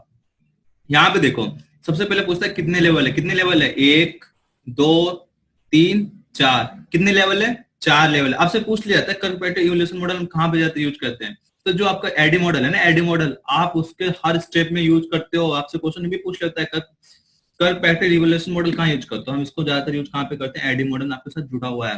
पहला क्या आपका रिएक्शन है, अगर पूछता फर्स्ट लेवल कौन सा रिएक्शन, सेकंड लेवल, तो सेकंड लेवल होता है आपका लर्निंग। तीसरा कौन सा आपका इम्पैक्ट, इम्पैक्ट का दूसरा नाम क्या है, यहाँ पे देखो बिहेवियर, और ये तीसरा लेवल आपका बिहेवियर हो गया। और चौथा कौन सा आपका रिजल्ट, ये कौन सा पूछ रहा है आपका फोर्थ लेवल। तो आपको ऊपर से नीचे नहीं, नीचे से ऊपर देखना, आपको पता होना चाहिए कि लेवल कौन होता है। ऐसा नहीं कि आपके यहाँ से यहाँ आ गए, आपको पता होना चाहिए, क्योंकि हर जो मॉडल है, किसी मॉडल में हम ऊपर से नीचे आते हैं, किसी मॉडल में नीचे से ऊपर जाते हैं। जो आपके बूम्स टेक्सोनॉमी है उसमें हम नीचे से ऊपर जाते हैं, इसके अलावा जो लेवल है उसमें ऊपर से नीचे आते हैं। पर आपको पता होना चाहिए कौन सा लेवल क्या है। तो जिसका फोर्थ लेवल आपका कौन सा है, रिजल्ट है, कौन सा है रिजल्ट है, तो इसका कौन सा हो जाएगा। तो जिसने भी जवाब दिया इसका ऑप्शन नंबर डी उसका बिल्कुल सही है। अगर आपसे पूछता कि फर्स्ट लेवल कौन सा है, रिएक्शन, सेकंड लेवल लर्निंग, तीसरा इम्पैक्ट या फिर बिहेवियर, शायद आपको चीजें यहाँ पे क्लियर होगी। क्लियर नहीं है तो अगला क्वेश्चन देखते हैं। अगला क्वेश्चन है आपका कि आपको यहाँ पे फिल इन द ब्लैंक्स दिया गया है, निम्नलिखित में से कौन सा पैसिव टीचिंग मेथड है। पैसिव टीचिंग यानी कि 2 प्रकार के टीचिंग मेथड होते हैं, एक एक्टिव टीचिंग मेथड होता है, एक पैसिव टीचिंग मेथड होता है। तो आपके पास 4 ऑप्शन है, group discussion, teaching others, practice और डेमोन्स्ट्रेशन। तो जल्दी से आंसर दे, इसका क्या सही आंसर होगा। तो सबसे पहले आपको पता होना चाहिए पैसिव टीचिंग क्या होता है और आपका जो एक्टिव चाहे पार्टिसिपेटिव टीचिंग क्या होता है। पैसिव मतलब क्या होता है, अगर बात करें पैसिव मतलब, तो पैसिव मतलब ये होता है कि आपका उसमें कोई सहयोग नहीं होता, दूसरा पर्सन करता है, आप उसको देख के एक तरह से सीखते हो, लर्निंग करते हो, चाहे टीचिंग करते हो, चाहे जो भी करते हो, आपका कुछ उसमें इन्वॉल्व नहीं रहता आपका। अब देखो यहाँ पे जीडी है, जीडी तो भाई आपका पार्टिसिपेट, बिना आप ऐसे अकेले चाहते हो कि जीडी कर लो तो मतलब ही नहीं है आपका जीडी अकेले हो जाए, आपका उसमें सहयोग तो चाहिए चाहिए। दूसरा टीचिंग अदर्स, टीचिंग अदर्स आपकी ये चीज है कि आप इसमें बेस्ट टेक्नोलॉजी यूज कर रहे हो, आपका भी सहयोग, अगला वाला की पर्सन सहयोग है। आप ये नॉर्मल मत समझना कि नॉर्मल वाला, ये आपका हाई लेवल का आता है, ठीक है, कोई दिक्कत नहीं। तीसरा क्या आपका प्रैक्टिस, प्रैक्टिस आप करोगे तो आप उसमें खुद इन्वॉल्व हो, प्रैक्टिस आप बिना काम किए कर लोगे क्या, ये बताओ आप। जब तक आप प्रैक्टिस आप खुद करोगे ना उसमें, यानी कि आप खुद कर रहे हो, उसमें आपका सहयोग है, जीडी में आपका खुद का सहयोग है, टीचिंग में आपका खुद का सहयोग है, प्रैक्टिस आप खुद कर रहे हो, यानी जिसमें आप पार्टिसिपेट कर रहे हो तीनों में, कोई आपका डेमोन्स्ट्रेशन है। आप सोच रहे होगे भाई फिर डेमोन्स्ट्रेशन तो फिर भी हम भी तो खुद करते हैं। चलो आपको अगला डायग्राम दिखाऊंगा, आपका बिल्कुल कॉन्सेप्ट आपके दिमाग में घुस जाएगा और बत्ती दिमाग की जलने वाली है आपके, ठीक है। पहले मैं क्वेश्चन आपको क्लियर करता हूँ, फिर मैं आपको बताता हूँ डेमोन्स्ट्रेशन इसका क्यों नहीं होगा। यहाँ पे देखो डायग्राम इसका हो जाएगा आपका डेमोन्स्ट्रेशन। यहाँ पे डायग्राम देखो, तो आपका कौन सा, ये आपका लर्निंग पैरामिड है, क्या आपका लर्निंग पैरामिड है। यहाँ पे देखो लेक्चर से 5%, रीडिंग से 10% है, ये आपका पैसिव टीचिंग मेथड हो गया, ये आपका पार्टिसिपेटिव टीचिंग मेथड हो गया। यहाँ पे देखो आपका डेमोन्स्ट्रेशन आ गया, आपका ऑडियो विजुअल हो गया, रीडिंग हो गया, लेक्चर हो गया। तो आपका किसमें आता है, आपको पैसिव में आते हैं। कभी आप सोच रहे हो कि यहाँ पे आपका 30% आया है, और बाकी अगर देखा जाए तो डेमोन्स्ट्रेशन में तो 50% आता है। फिर ये आपका कौन सा, ये बहुत पहले बना था, बहुत आपका ओल्ड वर्जन है, ये बहुत पुराना है। जो आपका डेलकोन एक्सपीरियंस है ना उसी का है, पर बहुत पहले का, इसके बारे में मतलब बहुत कम होता है। तो उसमें आपका डेमोन्स्ट्रेशन, यहाँ पे देखो जो आपका बूमस्टैक उसमें डेलकोन एक्सपीरियंस है, तो जो यहाँ पे डूइंग है वहां पे उसमें 90% है, पर यहाँ पे आपने टीचिंग अदर में, यानी कि एक तरह से ये बोल सकते हैं ये सबसे पुराना वर्जन है ना, बहुत पहले हम यूज किया करते थे, वो वाला है आपका। इसमें कभी आपका परसेंटेज नहीं पूछेगा ये वाला। ये परसेंटेज किसमें पूछेगा आपका, बूम्स टेक्सोन उसमें पूछेगा आपका, किसमें डेल कॉन एक्सपीरियंस लिख के आएगा कि डेल कॉन एक्सपीरियंस में रिमेम्बरिंग हमें कितने टाइम बाद हमें कितना रहता है, तब उसके साथ जाना। पर ये आपका जो डाटा ये बहुत पहले का है, आपको बस ये समझना है बेसिक चीज के लिए।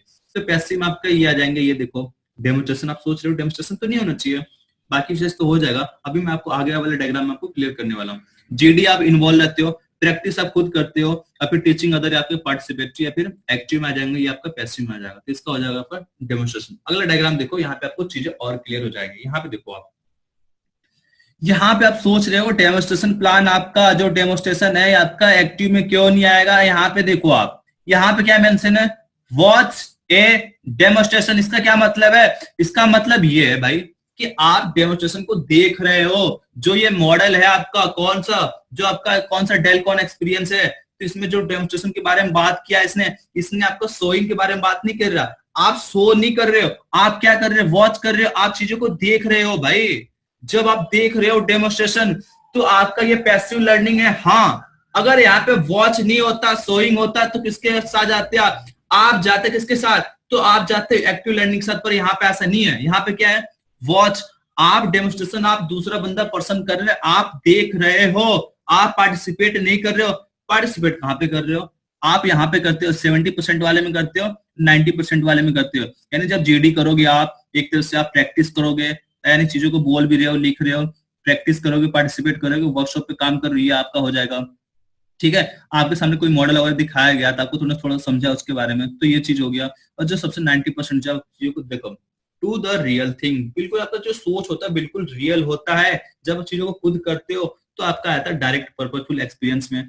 जब आपके सामने एक रियल आपको लगता है पर आप करते नहीं हो, आपके सामने एक मॉडल दिखा दिया गया, आपने उसको देखा, आपको एक रियलिटी महसूस हुई, तो आपका कौन सा है, कॉन्ट्राइव्ड एक्सपीरियंस है। जब चीजों को खुद करते हो तो डायरेक्ट पर्पजफुल एक्सपीरियंस है। शायद आपको चीजें यहाँ पे क्लियर होगी। क्लियर है यहाँ तक, किसी को प्रॉब्लम बताओ।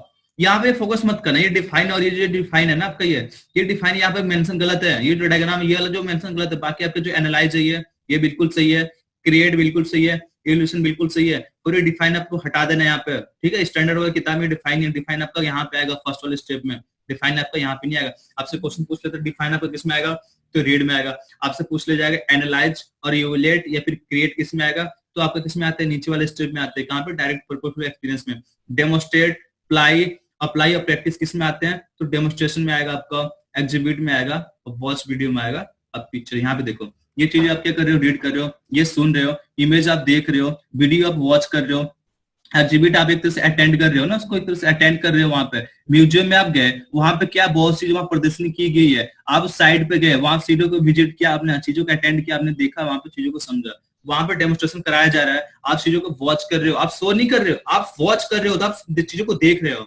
जब आप पार्टिसिपेट कर रहे हो वर्कशॉप में, जब आप कोई डिजाइन कर रहे हो, जब आप मॉडल देखा, अपना एक्सपीरियंस हुआ, जब आप खुद पार्टिसिपेट कर रहे हो भाई, तो आपका जो लर्निंग यहाँ पे देखो, एरिया कैसे करना है कि किसमें आप ज्यादा सीखोगे। यहाँ पे देखो, यहाँ पे एरिया इतना कवर हो रहा है, एरिया का आपका नीचे से ऊपर जा रहा है, तो आपका जो एरिया जो कवर हो रहा है कम होता जा रहा है। यानी यहाँ पे एक्सपीरियंस आपका ज्यादा है, यहाँ पे एक्सपीरियंस आपका कम है, तो शायद आपको चीजें क्लियर होगी। ठीक है, अगला क्वेश्चन देखते हैं। अगला क्वेश्चन आपके सामने है, सीक्वेंस ऑफ लर्निंग इज, यानी कि लर्निंग का सीक्वेंस क्या होता है।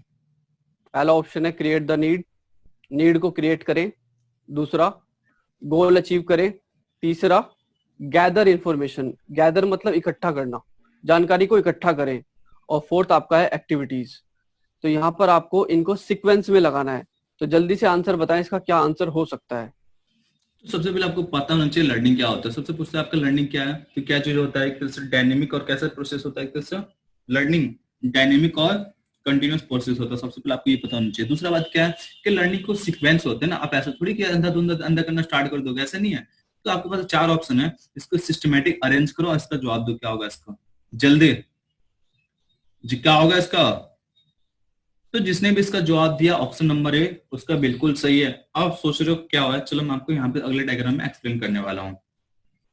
तो जो सीक्वेंस के जो लर्निंग आपको 4, सबसे पहले पूछता है कितने होते हैं, तो 4 आपके हो गए। पहले क्या होता है आपका क्रिएट द नीड, दूसरा क्या होता है आपका गैदर इंफॉर्मेशन, तीसरा एक्टिविटी, और चौथा आपका गोल अचीव। तो यहाँ पे आपका वही है। यहाँ पे देखो आप पहले नंबर पे क्या किया आपने, पहले नंबर पे आप क्या किया आपने, नीड को क्रिएट कर दिया। दूसरे नंबर पे क्या है, तीसरा ऑप्शन यानी कि ग्रेटर इन्फॉर्मेशन। चौथे नंबर, तीसरे नंबर पे क्या आपका, तीसरे नंबर पे आपका एक्टिविटी, चौथा क्या आपका गोल अचीव्ड। अब मैं थोड़ा सा इसको एक्सप्लेन कर देता हूँ।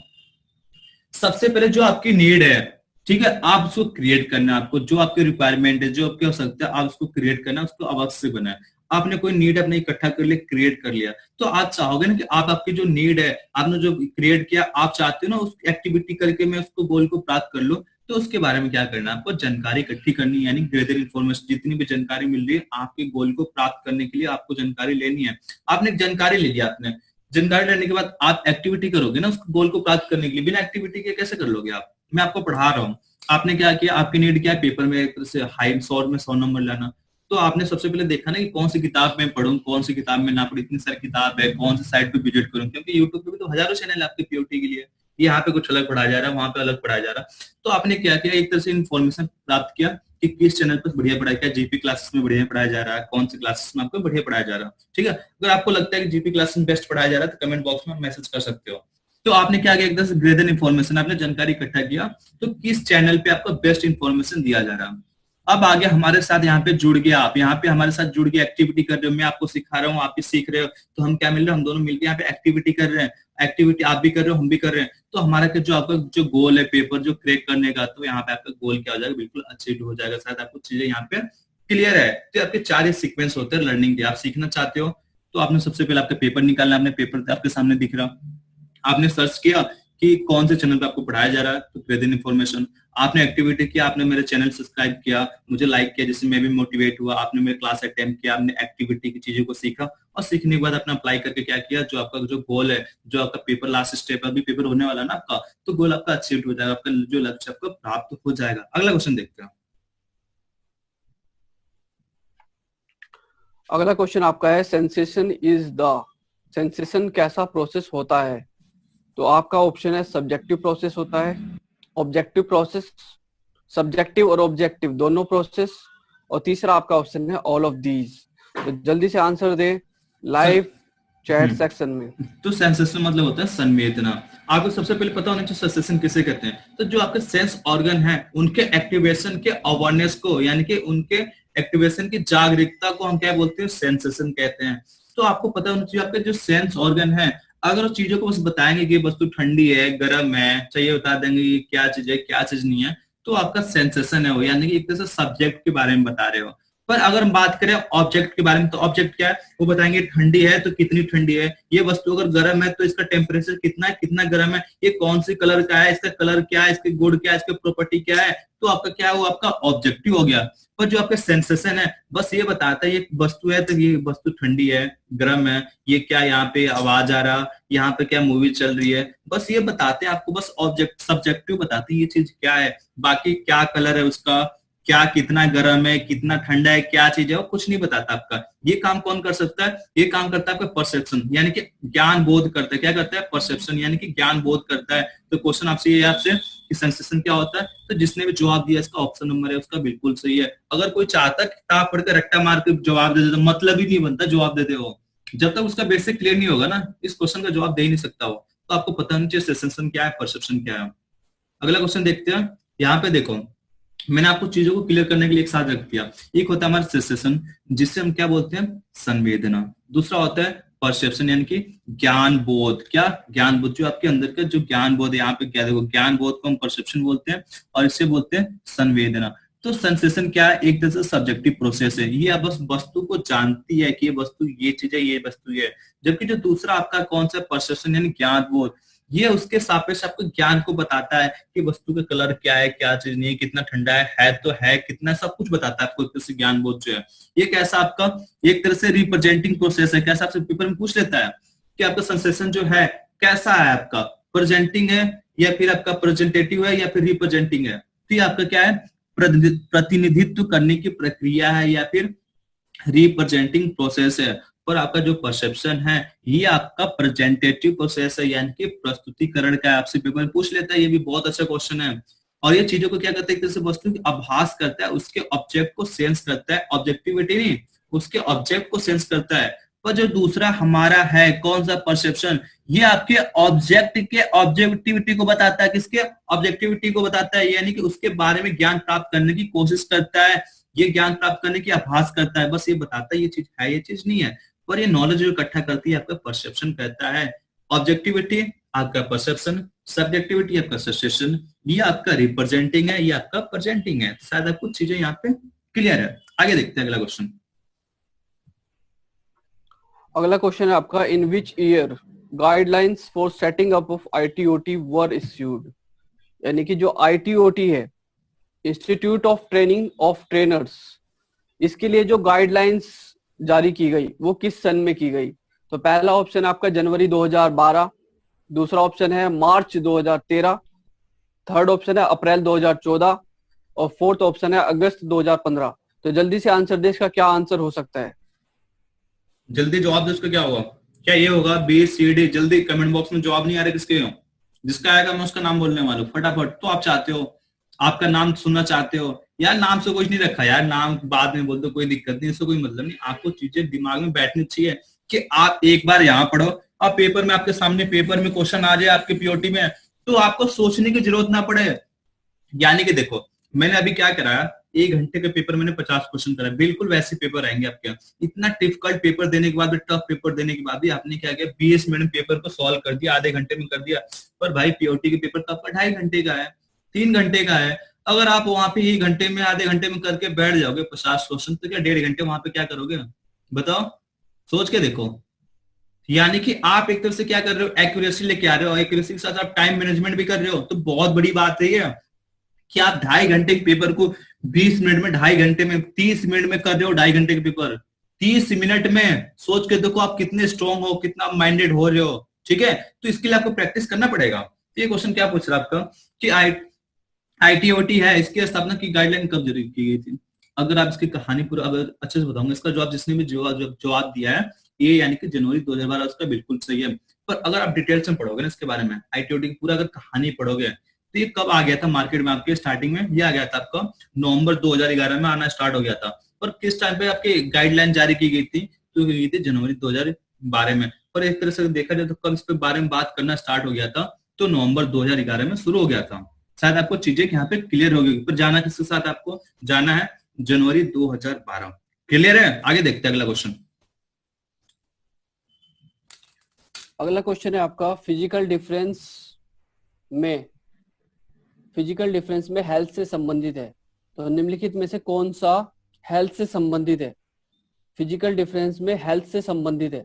तो 4 ऑप्शन है आपका, शॉर्ट मतलब छोटा, टॉल मतलब लंबा, लीन मतलब दुबला पतला और स्ट्रॉन्ग मतलब मजबूत। ठीक है, तो जल्दी से आंसर दे, क्या आंसर हो सकता है? ये किसी का जवाब गलत नहीं होना चाहिए, बिल्कुल भी नहीं होना चाहिए। और बाकी जो टॉप बच्चे हैं ना, उनके तो गलती होनी नहीं चाहिए, जिनके जो टॉपर हैं।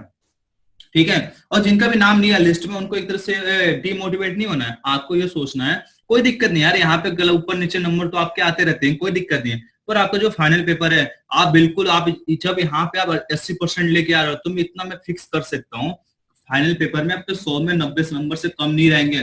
क्योंकि जो मैंने पेपर सेट किया था बहुत टफ था। यानी जिसने बिल्कुल डीपली से पढ़ा होगा ना, जिसके बेसिक कॉन्सेप्ट क्लियर होंगे, उसी के जवाब आए थे। यानी कि आप इतना कर रहे हो, यानी कि पेपर आपका बहुत अच्छा जाने वाला है पीओटी का। तो आप कोई दिक्कत नहीं यार, यहाँ पे क्या हो रहा है, कुछ नहीं हो रहा। पर उस पेपर में अगर 100 भी नंबर आ जाएंगे ना, 50 70 भी नंबर आ जाएंगे ना, तो मेरा ये लगा जो पढ़ाने के मेरा टारगेट था, जो मेरा लक्ष्य था, वो मेरा पूरा हो गया। क्योंकि कुछ टाइम पहले ऐसा लग रहा था, बहुत से बच्चों के मैसेज आ रहा कि सर मैं पीओटी में पास भी हो पाएंगे नहीं हो पाएंगे। पर मैंने इतना लाइक कर दिया ना आज के टाइम पे, ठीक है, कि कोई बंदा मतलब ही नहीं है कोई फेल हो जाए, मतलब ही नहीं है बिल्कुल भी। 10% भी मैं बोल नहीं सकता एक भी बंदा फेल हो सकता है। अगर पिछले 4-5 वीडियो भी मेरा देख लेगा ना, तो मैं गारंटी दे सकता हूँ पास हो जाएगा। बस 5 वीडियो देखेगा पास हो जाएगा, मैं गारंटी देता हूँ इसकी। ठीक है, तो आपसे ये पूछना फिजिकल डिफरेंस में जो आपकी हेल्थ से संबंधित है, तो आपको पता होना चाहिए फिजिकल डिफरेंस को हमने 4 भाग में डिवाइड किया। अभी मैं आपको बताऊंगा कौन कौन से हैं। तो हेल्थ से क्या संबंधित आपका, तो जिसने भी जवाब दिया इसका ऑप्शन नंबर डी उसका बिल्कुल सही है, स्ट्रॉन्ग हो जाएगा। चलो यहाँ पे आपको मैं चारों एक्सप्लेन करते हैं प्रेम से, अच्छे से आपको समझ में आ जाएगा। यहाँ पर जैसे फिजिकल डिफरेंस है, तो फिजिकल डिफरेंस को 4 कैटेगरी में कन्वर्ट किया गया है, बांटा गया है। पहला आपका होता है फिजिक, यानी कि फिजिक कैसी है। दूसरा क्या है आपका हेल्थ, हेल्थ कैसी है। हैंडीकैप, हैंडीकैप मतलब जैसे कोई विकलांगता आ जाती है। और फोर्थ आपका है अपीयरेंस। तो फिजिक में क्या क्या आ जाता है आपका, टॉल लंबा है, शॉर्ट है छोटा है, फैट मोटा है, और लीन मतलब दुबला पतला है। जो सेकंड है उसमें हेल्थ, हेल्थ में क्या आ जाता है, रोबोस्ट, रोबोस्ट मतलब भारी भरकम एकदम तगड़ा एकदम जबरदस्त, ठीक है। स्ट्रॉन्ग यानी कि तगड़ा। गुड, गुड यानी अच्छा, हेल्थ अच्छा है, जल्दी से बीमार नहीं पड़ता है। नॉर्मल, नॉर्मल मतलब जैसे नॉर्मल होता है। इल मतलब ज्यादातर बीमार पड़ा रहता है। थर्ड आपका क्या है, हैंडीकैप। हैंडीकैप में क्या होता है, कोई आपका ऑर्गन है वो खराब हो जाता है, वो काम करना बंद कर देता है, उस कंडीशन को क्या कहा जाता है, हैंडीकैप। और फोर्थ आपका है अपीयरेंस। अपीयरेंस में क्या आता है, अट्रैक्टिव, अट्रैक्टिव मतलब आकर्षक। हैंडसम, हैंडसम मतलब सुंदर। और अगली मतलब जो होता है कुरूप जिसे बोलते हैं, ठीक है। तो जल्दी से आंसर दे, जल्दी से अगला क्वेश्चन देख ले, उसके बाद आपको एक शायरी सुनाई जाएगी, ठीक है, जो आपको काफी मोटिवेट करेगी अच्छा करने के लिए। Thank you. ये लास्ट क्वेश्चन है, इसका प्रेम सर बताएंगे क्या क्वेश्चन पूछ रहा आपसे। तो यहाँ पर पूछ रहा है कि what is the name of the body which enhance the skill training facilities for womens in India. तो ये कह रहे हैं कि वुमेन्स को ट्रेन करने के लिए कौन सी संस्था है, ठीक है, कौन सी बॉडी है जिसका जो इंडिया में काम कर रही है, ठीक है, training facilities for womens in India. तो चार ऑप्शन है आपके पास, एनसीवीटी, एनएसटीआई, सीएसटीआरआई और एनएसडीए। तो जल्दी से आंसर दे, उसके बाद आपको एक सुंदर सी शायरी सुनाई जाएगी। अब देखो इतने ट्रेन जो आपको दूर नहीं जाना, अभी आप क्या कर रहे हो मुझे ये बता दो, अभी आप क्या कर रहे हो जल्दी बताओ। इसके आपके जो लेडीज वगैरह हैं और मेन पे फोकस किया गया उनके स्किल को डेवलप करना, उनके स्किल ट्रेनिंग को डेवलप करना। तो आपको दूर नहीं जाना है बिल्कुल। अभी आप जो कर रहे हो ना भाई उसी का जवाब है ये, ठीक है। आप क्या कर रहे हो, एनएसटीआई से कर रहे हो ना, आप क्या कर रहे हो, एनएसटीआई से, नेशनल स्किल ट्रेनिंग इंस्टीट्यूट। तो यहाँ पे क्या मतलब है, आज चीजों को ट्रेनिंग दी जा रही है, तो इसका क्या हो जाएगा, एनएसटीआई आपका हो जाएगा। तो जिसने भी जवाब दिया इसका ऑप्शन नंबर बी उसका बिल्कुल सही है। क्या होगा इसका, अब तो बता दो। तो इसका हो जाएगा एनएसटीआई आपका हो जाएगा। शायद आपको चीजें क्लियर होगी। अगर आपको सेशन अच्छा लगा तो आप लाइक कर दो, जिसने चैनल सब्सक्राइब नहीं किया सब्सक्राइब कर दो, और अपने अपने स्टूडेंट में इसको शेयर कर दो यार। बाकी तुम्हारे क्लास के जो बच्चे हैं ना उनको भी थोड़ा सा हेल्पफुल मिल जाएगा, वो भी बच्चे पास हो जाएंगे। क्या दिक्कत है किसी को भला करके, अगर हमारे वजह से किसी एक भी बंदा अगर पास हो रहा है ना तो हम अपने आप को बहुत महसूस करेंगे, हम अच्छे काम कर रहे हैं। एक भी बच्चा अगर एक दो नंबर से रह जाता है ना तो कहीं ना कहीं यार वो उसके दिमाग में सेट हो जाता है कि मुझे आता भी है नहीं आता है, ठीक है। तो ज्यादा ज्यादा प्रेम सर आपको शायरी सुनाएंगे आपको, ठीक है। आप शायरी सुनो तो और उम्मीद उसका आप एंजॉय करो। तो उम्मीद है कि आपको सेशन काफी अच्छा लगा होगा। और जाते जाते एक जबरदस्त मोटिवेशनल पोएट्री आप सबके लिए, कि इस नदी की धार में ठंडी हवा आती तो है, इस नदी की धार में ठंडी हवा आती तो है, नाव जर्जर ही सही लहरों से टकराती तो है। एक चिंगारी कहीं से ढूंढ लाओ दोस्तों, एक चिंगारी कहीं से ढूंढ लाओ दोस्तों, इस दिए में तेल से भीगी हुई बाती तो है। एक खंडहर के हृदय सी, एक जंगली फूल सी, आदमी की पीर गूंगी ही सही गाती तो है। एक चादर सांझ ने सारे नगर पर डाल दी, एक चादर सांझ ने सारे नगर पर डाल दी, यह अंधेरी की सड़क उस भोर तक जाती तो है। और दुख नहीं कोई कि अब उपलब्धियों के नाम पर, दुख नहीं कोई कि अब उपलब्धियों के नाम पर, और कुछ हो या ना हो आकाश सी छाती तो है, आकाश सी छाती तो है। Thank you so much. बहुत बहुत धन्यवाद प्रेम सर। तो आपको यहाँ पे क्या आपको मोटिवेट भी किया जा रहा है, आपको क्लास में अच्छे से डायग्राम आपको अलग दिखाया जाए, क्वेश्चन आपको अलग दिखाया जाए, प्रैक्टिस आपको अलग कराया जाए, टेस्ट आपको अलग कराया जा रहा है, ठीक है। तो आप भी चाहते हो बहुत अच्छा करना चाहते हो तो आप कंटिन्यू देखते रहो। और जितने भी लड़के हैं सब पहले लाइक कर दे, ठीक है। और किसी को अगर अपना राय देना है सजेशन देना है तो कमेंट बॉक्स में दे सकता है। बाकी प्रेम सर के नंबर पे चाहे मेरे नंबर पर पर्सनल मैसेज से कोई अपना सजेशन देना चाहता है कि सर इसका जवाब ये हो सकता था, ये क्यों नहीं हुआ, ठीक है। तो इस टाइप का क्वेश्चन आप मैसेज कर सकते हो, कोई दिक्कत नहीं है। हम आपको जैसे भी टाइम मिलेगा हमको बिल्कुल आपको एक तरह से आपके जो डाउट है बिल्कुल क्लियर करेंगे। तो आज के लिए इतने रखते हो, ठीक है। जय हिंद जय भारत।